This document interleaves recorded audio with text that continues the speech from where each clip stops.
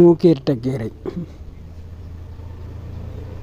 அதோட சேர்த்து தேங்காயோட சேர்த்து ஒரு தேங்காய் மூடி இருந்துச்சு.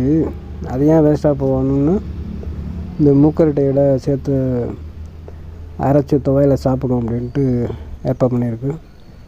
இது மூக்கரட்டை நமக்கு கிட்னி ரொம்ப பழுதாக இருக்குல்ல, அதுகளுக்கு தேவையில்லை அந்த மூக்கரட்டை. இதெல்லாம் தெரியாது, எப்படி பழுதாகுது அப்படின்னு தெரியாது. சுகர் பேஷண்ட்டுகளுக்கு ரொம்ப பிரச்சனை பண்ணுவது. அது மாதிரி இந்த வலி மாத்திரை சாப்பிட்றாங்களே அவங்களுக்கெல்லாம் அந்த பிரச்சனை வரும்.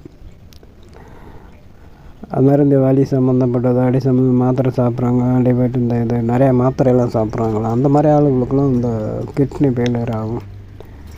அப்புறம் அப்படியே போயிட்டு நம்மளுடைய உப்பு சேர்ந்துடும், அப்புறம் கால்கள்லாம் வீஞ்சிரும். அந்த மாதிரி உள்ள ஆளுகளுக்கு இது தேவையில்லை.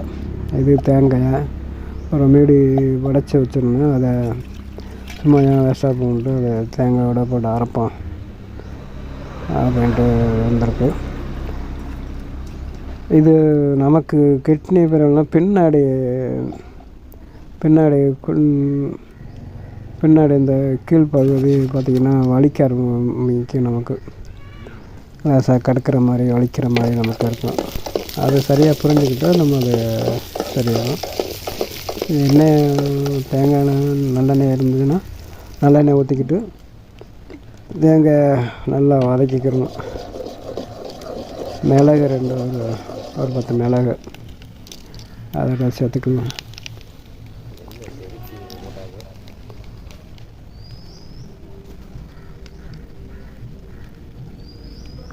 சீரகம் ஒரு 1/4 ஸ்பூன் அளவில், அதோட கம்மியோட போட்டுக்கலாம். ஏன்னா சீரகம் வாடை அடிக்கும். நிறையா போடலாம், ஒன்றும் பிரச்சனை இல்லை, அது ஒரு அளவு தான் இருக்குது.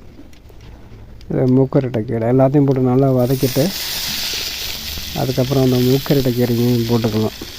போட்டு நல்லா வதக்கி எடுக்கணும். மிளகாய், கொடை மிளகாய் இதையும் கூட போட்டு நம்ம நல்லா வதக்கிடணும் எண்ணெயில் போட்டு. அதுக்கப்புறம்னா பொட்டுக்கடலை அதையும் போட்டுக்கலாம். நல்லாயிருக்கும், வாசமாக இருக்கும் பொட்டுக்கடலையில். அதில் உப்பு கொஞ்சம் நமக்கு தேவையான அளவு உப்பு அதில் சேர்த்துக்கலாம்.